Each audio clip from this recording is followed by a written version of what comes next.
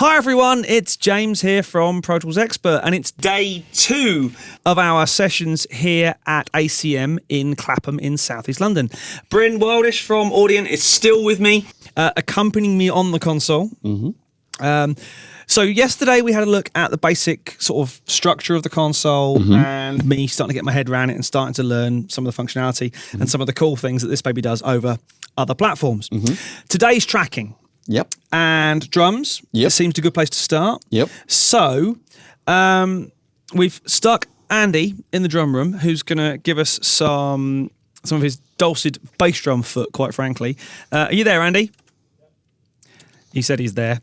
So, Bryn, just talk us through the kind of tracking structure. We'll only worry about bass drum for now, because quite frankly, once we've got bass drum right, the technicalities of correcting for phase and all that sort of stuff is stuff that we can go over another day. But let's just talk about getting a signal in, getting a signal to Pro Tools, and then getting it back so we can monitor it. Great. Okay, so what we've got is the channels come in. The first 11 channels are with the kit. So we've got kick inside and out, snare top and bottom, hat, tom 1, tom 2 over the head for the hat, overhead for the floor tom, and a pair of room mics set about probably 15 feet away. Yeah. So those mics are actually routed out of the individual first 11 buses into Pro Tools, which are coming through the routing section up here. So we've literally gone bus 1, bus 2, bus 3, and it's been, absolutely, straight in using the onboard mic preamps, routed out. Short faders are set in the send levels to tape, so it's like a secondary trim from the mic gain. Now, so the mic gain is coming in, we're setting it on the input meters, and then what we're sending is a completely separate, is the short fader. Yeah, exactly. The benefit of that, of course, is that you might want to sub-mix, say, all the overheads and toms into one thing if you wanted to keep a smaller track count. We are then monitoring from tape, having experimented with the Pro Tools buffers to see what we can get down to on the machine. And we've got down to something acceptable, and those are coming monitoring here through the long faders. Okay. So what we're hearing in the control room is back through the long faders. Yeah, we're monitoring off tape in essence. Yes, yeah. In a kind of an older school traditional workflow. Yeah, exactly. Obviously, even with the tape machine, if we were monitored off, there could be a perceivable delay between heads, etc. And what we've done is we've done some sort of basic EQing on the console to but what we're doing is the EQ is currently set to the multi-track playback path. So we're not EQing to tape. When we see, we'll play around in a second, if everyone's happy with what we're hearing, we could commit that just by flipping the EQs over into the short fader path, because they're currently in the long fader path, and then they will be routed into tape. Now, that won't make any difference whatsoever to what we're hearing, because we'll be hearing the committed sound back onto the long faders. Could, in theory, might need a little bit of level adjustments if we were giving anything a huge amount of gain. But we're not. I mean, to be fair, my take on to disc, to tape, whatever, is be gentle, because we can always add to it later. But if we get a great sound, why not commit a great sound? Yeah. Certainly for guitars and any effects we're using externally, if we want to commit those guitar effects or whatever routings or anything, we can route that to tape. Yeah, absolutely. And if it was something, for example, if we had the send set up on the snare to the plate that we were playing with yesterday, we've actually got routings back from the effects returns as well. So we could route those back down to tape as well. On separate inputs? Separate, or I'll bus it and do it the same. Mix it all in, as I said.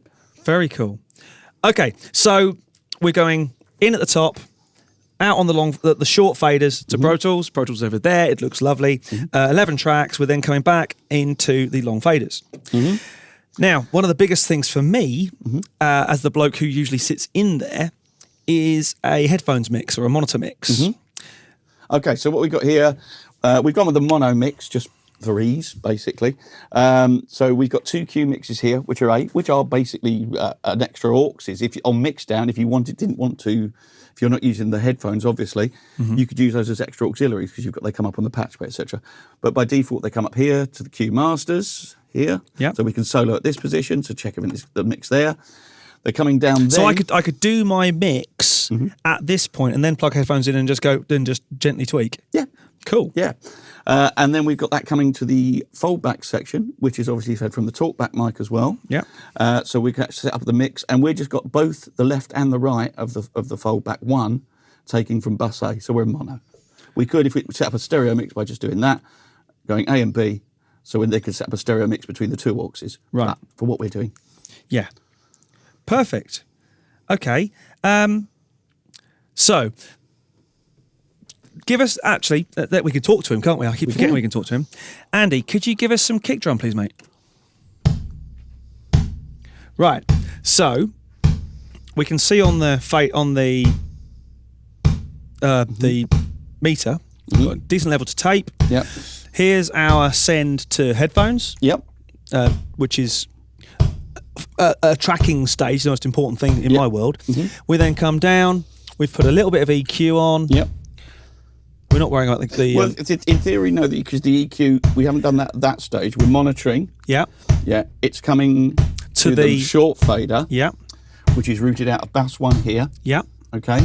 Going out to the bus master. Which is up here. Yep. Going up over to Pro Tools. Yep. Yeah. It's then coming back. Out of output 1 on Pro Tools, coming back to here, coming in through the tape return path. Yeah. And the EQ is set on the tape return path. So at the moment, we're EQing only what we're hearing. Cool. Yeah. Now, if I want, I can just flip the EQ to the short fader, and then we're EQing to tape. Doesn't change what we're hearing, as you quite rightly said. Not at all. But we can leave the decision till after. I think in this case, see, half of me wants to be brave and commit because we've got a good sound. Yeah. Let's just. Well, this is the beauty, though, of the. Andy, just give us just a groove, would you?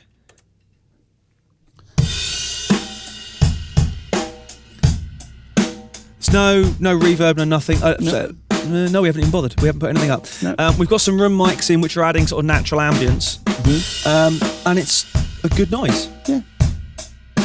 Perfectly adequate. So, I think a little bit of compression stuff later on wouldn't, add too amazingly, but perfectly adequate drum sound. Thanks, mate. I'm loving it. It's so weird. And it shouldn't be weird because this is the way it should be done. Yeah.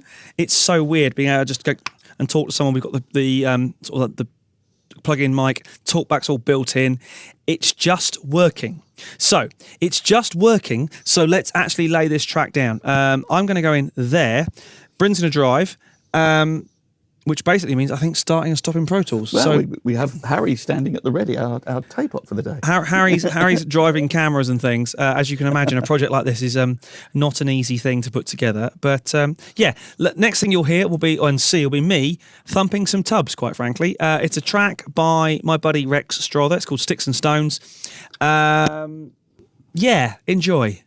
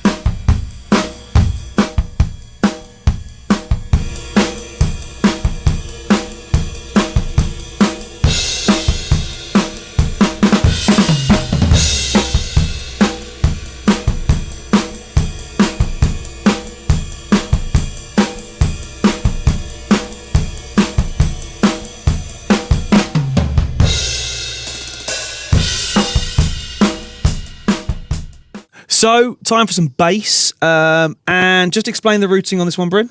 Right, what we've done is basically moved the two kick drum mics, the in and the out. We've put one into the DI output of the bass, and we put the other one where we're miking the cab. We've routed those into Pro Tools, still keeping it on inputs 1 and 2, save us changing any routing on the desk. Then we've routed out of output 12 on Pro Tools and bring it up on the channel 12 on the desk. So and we've got a 50-50 blend of those two, which we can mess with later. But for now, it sounds okay.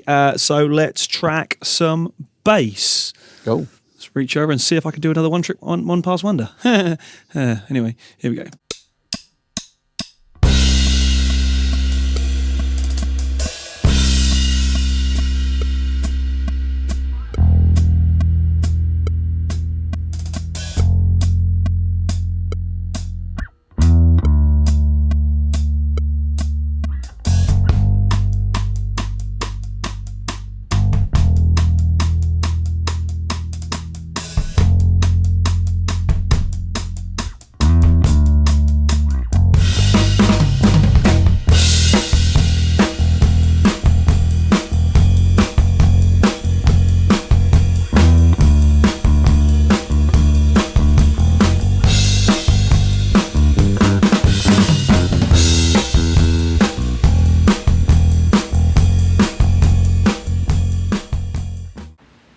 So drums are down, bass is down. Time for some acoustic guitar. We have got, quite frankly, two fairly ubiquitous microphones for acoustic guitar. We've got a U87, thanks to my buddy Bruce for lending me this one, and we have a Shure KSM137,